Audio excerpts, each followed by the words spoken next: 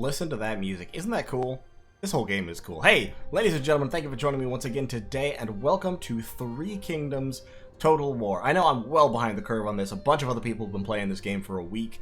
I wanted to mess around with it myself before I started showing videos on it. I wanted to make sure that it was enjoyable, that it was something that I could show off, and of course I also wanted to make sure that my computer could actually run it.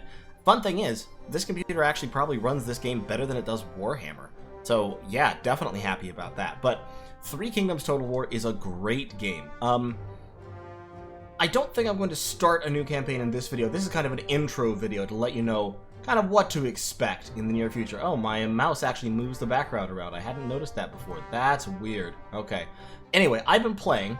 Let me just show you the campaign that I'm in right now. I've been playing as Yuan Shao in records mode, so not the romance. I'll play the campaign that I play on the channel will be, I think, in romance mode, just because it's visually cooler. But this is turn 69, giggity, and I have established the Duchy of Song in the northeast of China. And you can see here I have kind of this weird, like, snake shape where I've conquered a strange quantity of territory. But let's hop in and see what I look like, huh?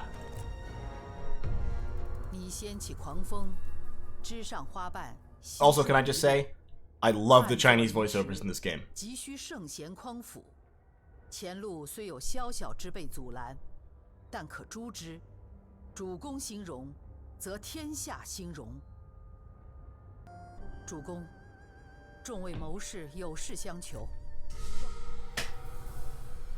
Alright, so here we are in spring of the year 204. The Duchy of Song extends across most of northeastern China. We've conquered all the way up into Liaoxi. I can't, by the way, if you speak Chinese, God, I'm sorry. I can't say Chinese words. My mother speaks Chinese fairly fluently, but I do not. I know nothing about Chinese, so I can't say Chinese words or names. So I'm gonna butcher them. It'll just happen. I mean, it just is gonna happen. Sorry. I have, at this point, I am also the Prime Minister of the Han. I control the Emperor, so Emperor Zhan is under my control here in Yi, because I went on a daring raid down the Yellow River all the way to Chang'an, which is the capital of Dongzhuo, and I captured it and took the Emperor away from him. So Dongzhuo is actually still alive, which I'm given to understand is somewhat rare. He controls actually a pretty big grip of territory. He's got the Jade Mine in Chang'an still. He's got this city there. He's got Anding, and I think he's got some more territory over in this area. But I control the Han. So the Han Empire is entirely under my domain, and I am getting about 500 gold a turn from them, actually, which is pretty impressive. They control still several territories. They've got some stuff going on for them. I, meanwhile, I believe I'm the only duchy on the map right now. So, the way this game works, you start off, like with all Total War games, you start off with a small territory, not much by way of military force. You expand. As you expand, you hit new landmarks. So, you start off as a noble, you go up to the second marquis, then duke, then king. Once you reach king, you proclaim yourself emperor, and then you enter the final phase of the game where you are fighting for control of all of China to declare yourself emperor. I have the, so as Yuan Shang here, or I'm losing my mind, Yuan Shao, sorry. As Yuan Shao here, I've managed to make myself a duke. I control pretty much everything north of the Yellow River and west of the Black Mountains, with a couple of exceptions. These guys were my vassal, my tributary, before they rebelled. This guy I still have to clear out, Zhang Yan, and then I am currently at war with Zhang Jian as well. Once again, I'm pretty sure I butchered that. I just took her Principality of Hedong, her Commandery of Hedong, in one fell swoop. She attacked me after I declared myself a duke, actually. She declared war and attacked me and took my farm here. How dare she? And so I raised a couple of armies and drove her back. There's a couple of mechanically, I'm going to say it, this game is the best Total War game so far. Also, Kong Rong over here owns a couple of territories north of the Yellow River, but it's okay. We're buddies for now. I'm letting him live for now. In any case, mechanically, this game is, as I said, by far the most solid Total War game. It's actually more fun mechanically than Total War Warhammer 2 is. So, you've all seen a lot of this before, I'm sure, but you have the retinue system. So I'm playing on records, so each of my generals are actually cavalry units, a la Medieval 2. And they do really well. You can see here, Yan Yang here. He's a vanguard. He's pretty high level, and his unit is pretty fucking beefy. His charge bonus is insane. He does not have much melee evasion, but he has quite a bit of armor, and he hits like a truck. So, when his unit charges in, they tend to wipe units out that they hit. Like, if he charges into 160 infantry that aren't braced, he'll kill 80 or 90 of them outright. Yin Tao here is a sentinel. He's somewhat less beef, but he has a high melee evasion rate. He doesn't have much armor. He should have some armor. Why don't you have any armor? What's your armor? You're wearing hunter's garb. Screw that. You need some heavier armor, buddy. So you need probably, let's say... Yes, let's say Professional's Raiment. Okay, so we're going to give him the Professional's Raiment. That increases his expertise, which increases his melee evasion, which applies to his unit. All of these stats give you two things. One of them is something that helps you as an administrator when you're leading a territory, and one of them is something that happens in combat. So expertise gives you lowered construction cost when you're administering a commandery, and it gives you melee evasion, which is dodge chance. Resolve gives you a bigger bodyguard and also more population growth. Cunning gives you more ammo and more military supplies. Instinct gives you more melee damage and lowered recruitment cost. And Authority gives you extra satisfaction if you're in a specific position and more morale for your own retinue. So, these 6 units plus your bodyguard are a general's retinue, and they're all linked. Like, all of these units are inextricably linked to these guys until you disband them or swap them out for something else. They don't move to any other general. They're personal troops from these units' fiefdoms. So, see here, so Yin Tao, despite having, he has, you know, less damage and certainly less charge bonus than Yan Yang, but he has a high melee evasion, and so he can actually, and less HP, but not by much, so he can actually tank quite a lot of damage just because he dodges about 1 in 3 hits, whereas Yan Yang dodges pretty much no hits whatsoever. Also, Yin Tao is only level 1, and Yan Yang is level 5, so that's a difference. Han Yin over here is a strategist, so every general has their own specialties, which give them different pluses and minuses. They can all recruit different units. So, for example, as a vanguard, and they're all color coordinated. So, as a red general, a vanguard, Yan Yang is especially good at recruiting red units, cavalry. As a purple general, Yin Tao is especially good at handling purple units, which are melee infantry. So he's got these Jian Sword Guard. And as a blue unit, as a blue general, Han Yin is especially good at recruiting blue units like archers, so he can recruit crossbowmen, which neither of the others can. So upgraded archers there. So your armies are really quite different depending on who's leading them. And like, strategists are the only ones who can recruit trebuchets, which are mobile siege equipment. And vanguards are the only ones who can recruit certain upgraded infantry, etc., and the sentinels can recruit different upgraded infantry, etc., etc. So it's all very complicated and interesting, and it means that your armies actually do look different. I do try to have a strategist in every army, but for example, over here, my Yuan Shao, my faction leader, actually doesn't have a strategist with him. So he's over here just without any of that. He's got some cavalry, he's got the Defenders of Hebei, which are a special unit that only Yuan Shao can recruit. Some Warriors of Yi, which likewise, under Wen Chao here, who is very, very tough. Wen Chao is an extremely beef general. And then I've got, I'm not even going to try to pronounce that name, this Sentinel over here, with some Jian Sword Guard, and various G Militia and some cavalry, as well as some Warriors of Yi, which she can also recruit, since those are a faction-specific unit that any of my generals can recruit, just because I am Yuan Shao. So anybody can recruit Defenders of Hebei once they hit level 6, and Warriors of Yi once they recruit level 3. So I can have decent polearm infantry in anybody's retinue, which is very, very nice. But the balance is very interesting. So for example, your militia units, just the basic level ones, are very cheap to recruit and also relatively cheap in upkeep. Your higher level units, like, or your special units like the Warriors of Yi over here. Warriors of Yi are a little bit more expensive in upkeep. So you can see here 210 versus 102. So more expensive in upkeep. They're actually 179 for her, so it's because she has a discount. But in terms of recruitment cost, their recruitment cost is actually much higher. So there's a sharp limit on how fast you can build up elite armies, which prevents the elite army stack problem that you had in earlier games, where you would end up running around with armies of entirely Praetorian Guard or Black Orcs or whatever.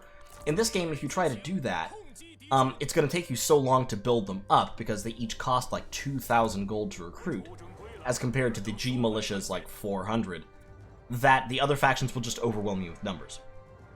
Which I think is a very interesting mechanic. There's a lot of fascinating mechanics in this game. I'm not going to go over all of them in detail in this video, because like I said, this is just kind of an intro to the game, but overall, it's great. You have the military supply lines mechanic, which is fantastic. This is something I've kind of been looking for in Total War games for a long time.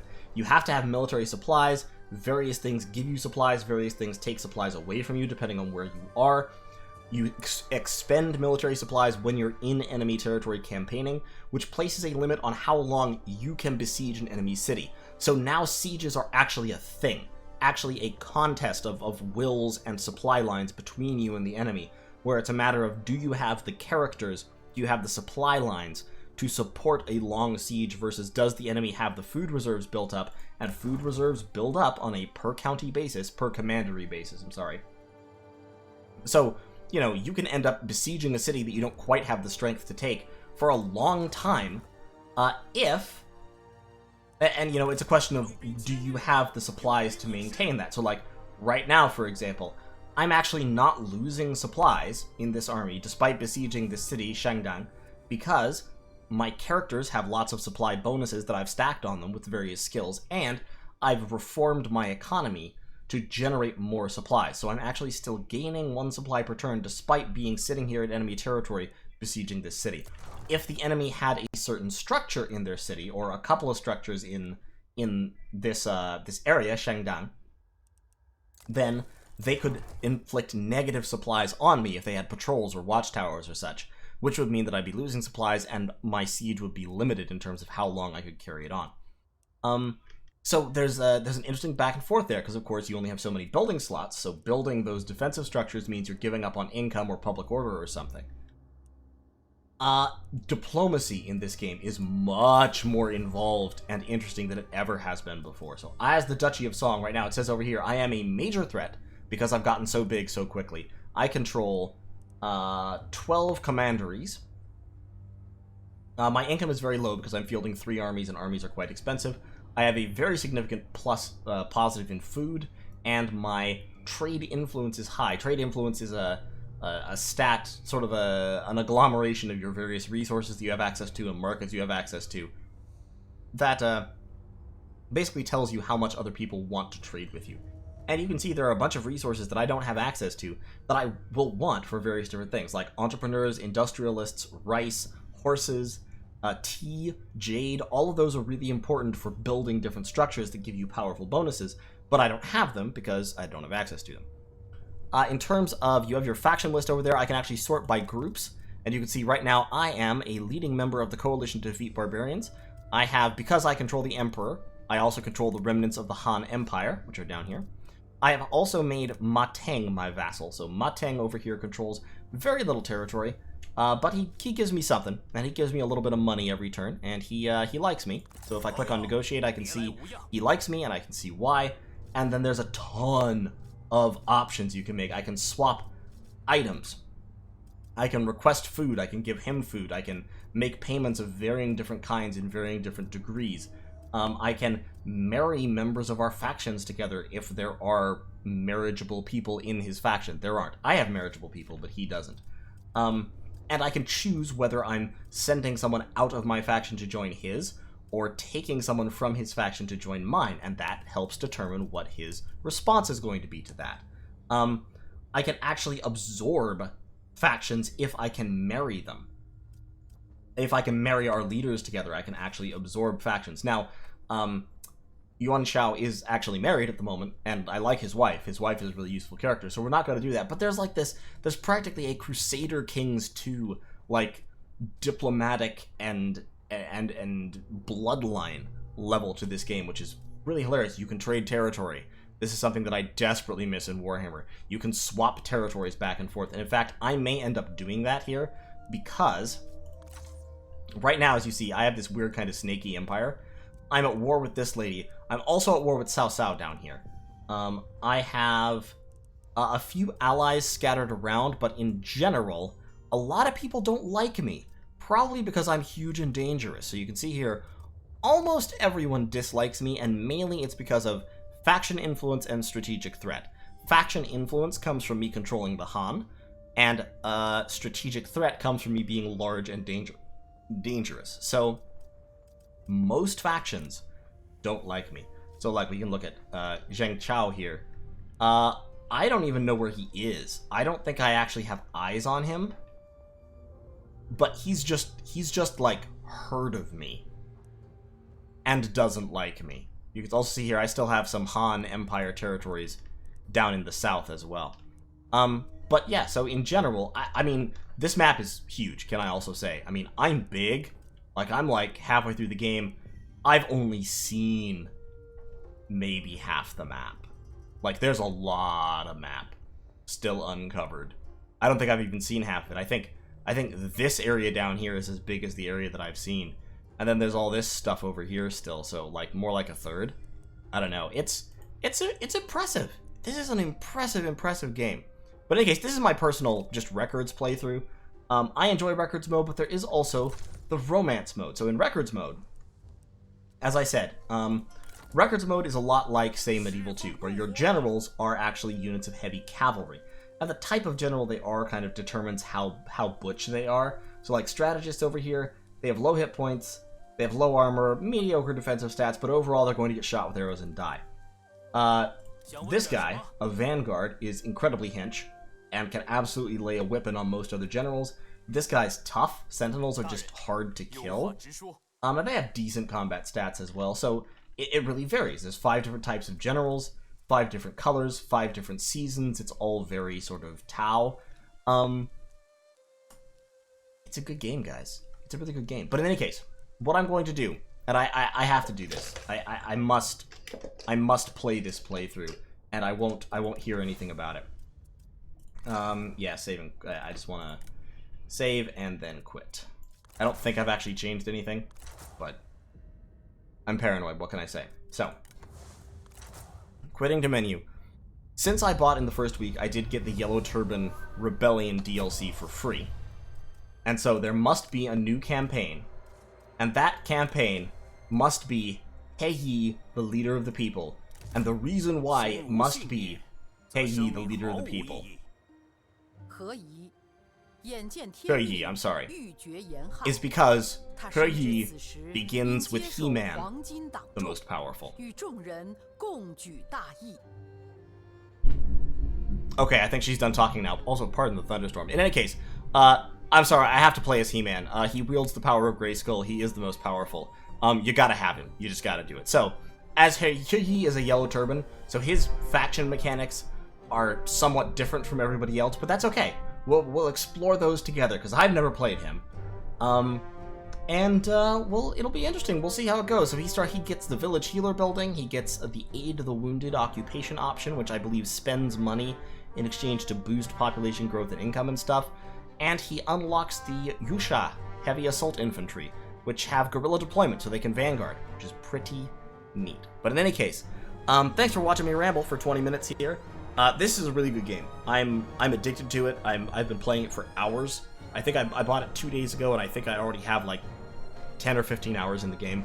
So it's gonna be fun. We're definitely gonna run a little bit. We're gonna run a little He-Man campaign here. Maybe I'll get him killed off or something so that He-Man can be the leader of the people. But we'll see how it goes. In any case, thanks so much for watching. I hope you're excited about this, because I'm excited for it, and it's gonna be happening whether you're excited for it or not, frankly. So tune in next time for the purification of China with He and He-Man. Hopefully we don't run across Skeletor, but if we do, we're gonna beat him up and take his lunch money. Thanks for watching. I'll see you next time.